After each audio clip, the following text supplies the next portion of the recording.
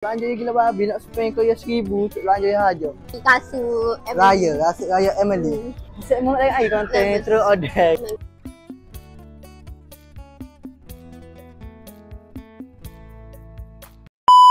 Hai, Assalamualaikum. Selamat datang ke YouTube Zakri Kalis.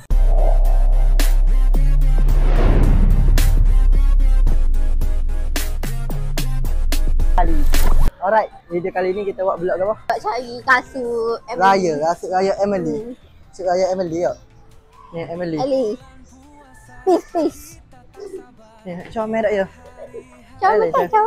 Pujilah. Siapa lagi nak puji saya? Saya puji, comel kat ya saya kan. Comel ya kan. Ya, nak jatuh je yang. Bergaya. Lama dah tak buat vlog ya. Betul. Saya mau nak air konten terus order. Komen. Raya tak? Ayah, saya nak ayam belanja saya habis. So. Jom kita pergi habis. Jom kita masak habis. Tu, lemah.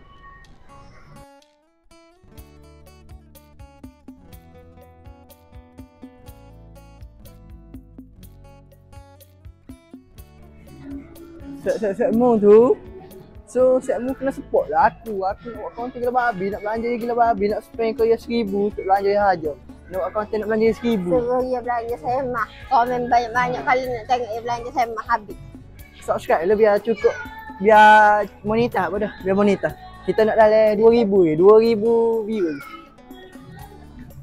2000 je lagi. Comel. Ni nata mana kecil aku. Aku nak belanja orang kecil aku. Memang celaka nata manusia. Ada orang kecil.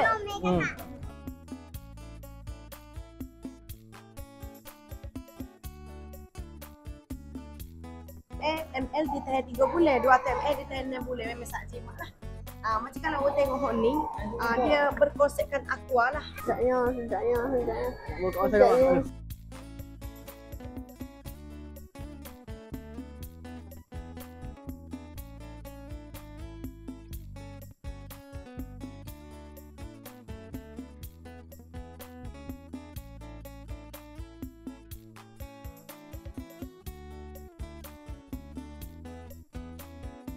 Dan kita dah beli kasut Sarah Emily busuk bangga. Osis. Osis. Dah harga ya 92 ya 90 sen. Sepatutnya harga dia 99 ya. Berapa tahu? Dah ada diskaun 10% ya. 10%. Beres.